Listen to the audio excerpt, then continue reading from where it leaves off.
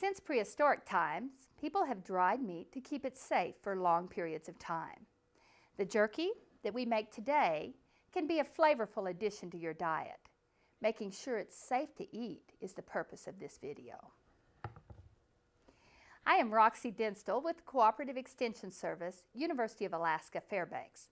Whether you choose game meat or purchase meat from the store, some simple procedures will ensure that you have a high-quality, safe-to-eat product.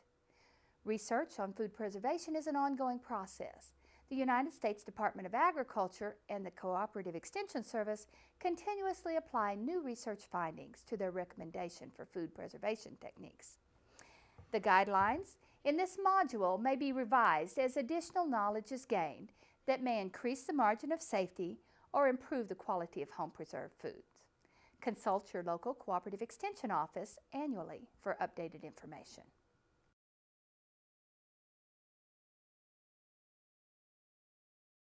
The equipment needed for this process is minimal. You'll need a cutting board and a sharp knife, bowls or pans for marinating the meat, tongs or a fork to handle the meat, a measuring cup, measuring spoons, a meat thermometer and an oven thermometer, dehydrator racks, or if you're using the oven, a cookie sheet with a cooling rack. You may want to use plastic gloves to handle the meat for added safety. This is especially important if there's a cut or a sore anywhere on your hands. You'll also need access to a refrigerator to use while marinating meat and a dehydrator or an oven for drying meat.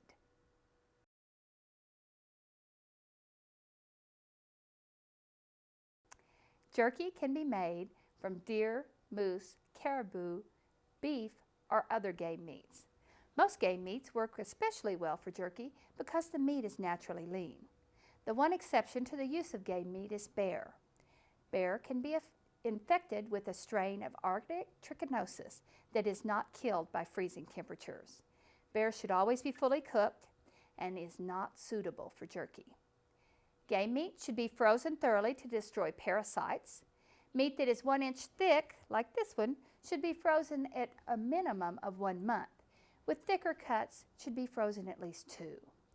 To prepare the meat, we're going to trim away all visible fat and any connective tissues. Fat quickly develops off flavors during storage, so the less fat, the fresher the flavor. The meat should be as lean as possible. If you're using beef like this cut, you want to choose those cuts that are lean and have little or no marbling in the meat. Slice your trimmed meat into thin pieces that are about 1/4 of an inch, like these pieces I've done here. The question often arises whether to cut with the grain or across it. It's a matter of personal choice. Slice along the grain of meat if you want a chewy jerky. Slice across the grain for tender, brittle jerky. Determine the method of drying next. Jerky can be dried in a home oven or a dehydrator as long as it reaches a high enough temperature, at least 180 degrees Fahrenheit. Microwaves are not suitable for drying. The heating process is too variable to ensure that the slices have been heated to a high enough temperature to destroy harmful bacteria and parasites. Always use the oven or a dehydrator that reaches at least 180 degrees for making jerky at home.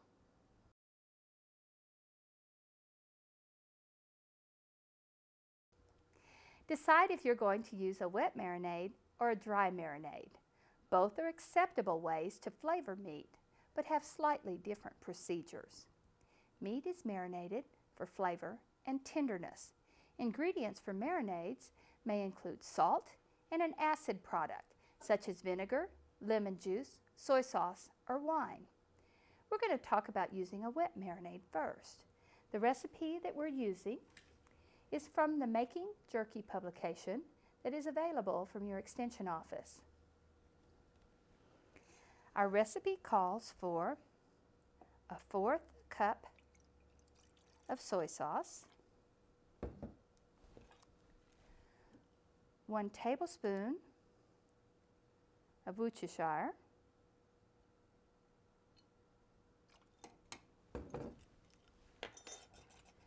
1/4 teaspoon of pepper, 1/4 teaspoon of onion powder, 1/4 teaspoon of garlic, and 1 teaspoon of kosher or canning salt. The canning salt is used because it is pure salt and has no impurities that can cause off flavors in the finished product. The kosher salt works just the same. The only difference is the grain is slightly larger. This recipe makes enough marinade to cover about 1 pound of meat. We're going to place our meat in the bottom of a shallow pan. You can see this is very lean, which is exactly what we want for jerky. Very lean meat. Okay. I'm going to put as much as I can in this 1 layer of meat.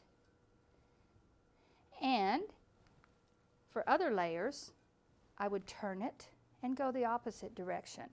So there's plenty of room for the marinade to sink into the meat. I'm going to stir up my marinade. This is about as much marinade as you would use for 1 pound of meat. I'm going to dissolve all the spices in there and then pour it over the top.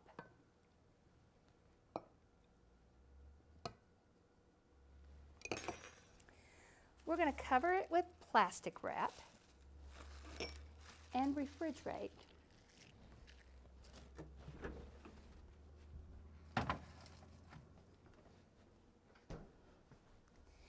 It should be refrigerated for at least 1 to 2 hours or overnight, depending on your taste.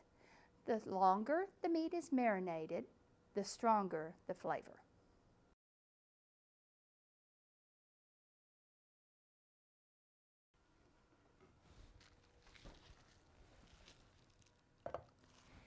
After the required time has passed, remove the meat from the refrigerator. We're going to take the plastic wrap off and we're going to heat the marinade to 160 degrees. Be sure to check it with a meat thermometer. If you're using game meat, you need to use a slightly higher temperature. It needs to be boiling, 212 degrees. Make certain that the meat is covered with the marinade. If it's not, we're going to add some more water or a little bit more marinade in order to cover.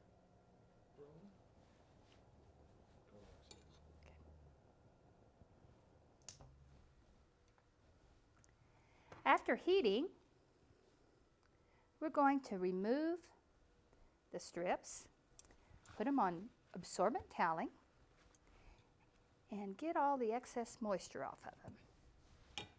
We're going to place them on our dehydrator rack or on a cookie sheet with a cooling rack on it. We're going to put them slightly apart. It's important that you have good air circulation for drying. This rack is going to use the wet marinade. So I'm going to go ahead and finish this one up, and then we'll take a few minutes and come back and tell you how to do a dry marinade.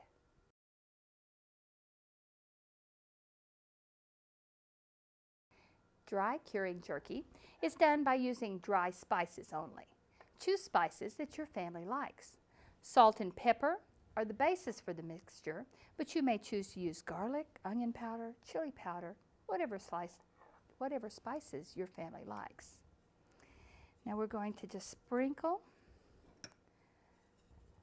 Again, we're using kosher salt because it has a little bit heavier grain, makes it easier to use. I'm going to use pepper, a little bit of garlic powder,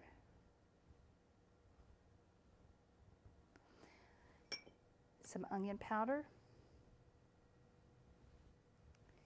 And my family really likes chili powder. Have a nice layer in the bottom. I'm going to put my meat in.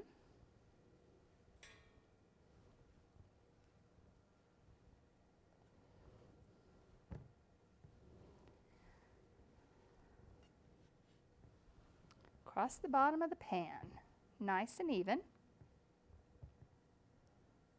When I get my pan full, I'm going to put another layer of spices on the top. Sprinkle them on as evenly as possible.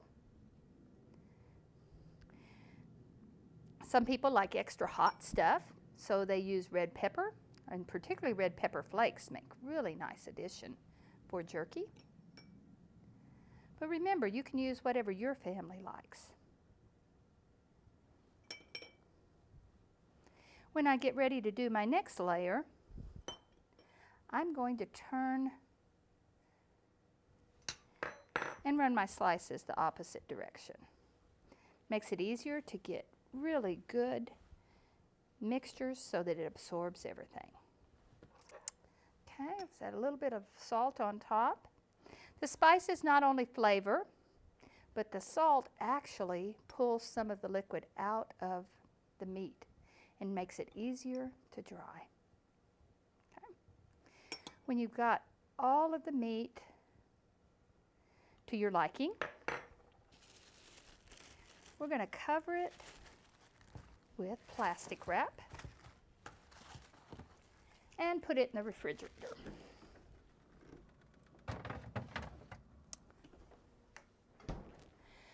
Dry marinade requires a longer marinating time. Wet marinades are a short length of time. If you use a dry method, you have to use at least 6 hours. It takes a long time for the dry spices to infuse their flavor into the meat.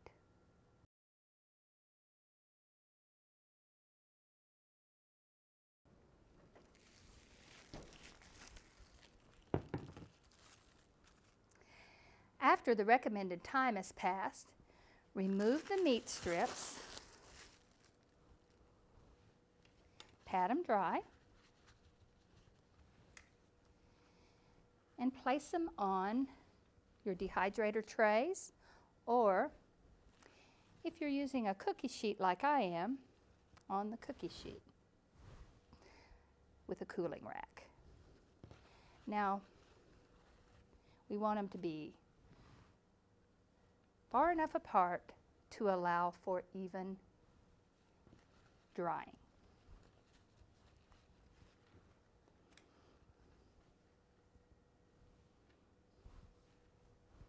Now I'm going to continue this process until we're ready to talk about drying.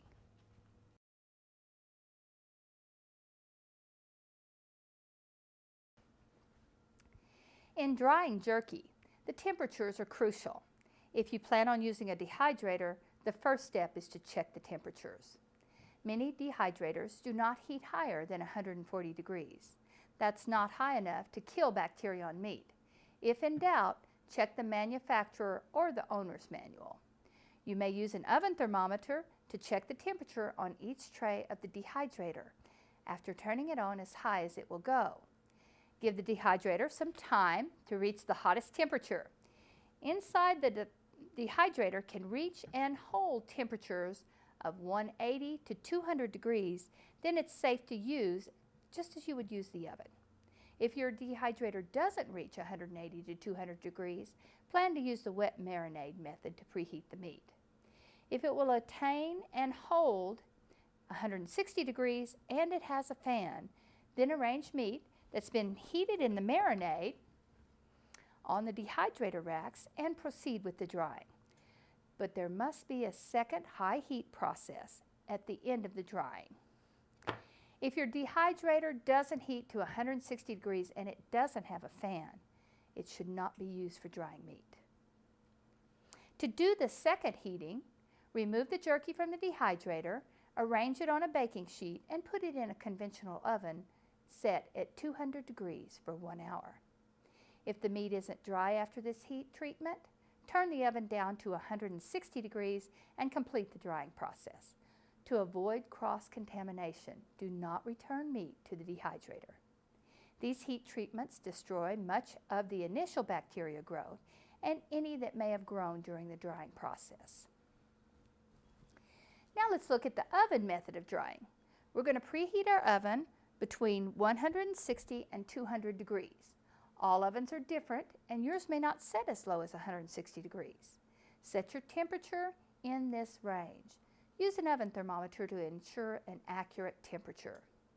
Place trays in the oven no closer than 4 inches to the top or bottom heating element. We want to allow plenty of room around the baking sheets for air circulation. Leave the oven door ajar to allow moist air to escape. Toward the end of the drying process, increase the oven temperature so that it registers 180 to 200 degrees for at least 1 hour. Often people ask us to determine the dryness of the meat. Touch the meat. If it's spongy, it still needs additional drying time. Bend it. If it bends easily, like this one, it's not dry enough. When it begins to pull apart on grain lines at the edges of the product, that's the time to raise the temperature. For more questions, refer to the extension publication, Making Jerky.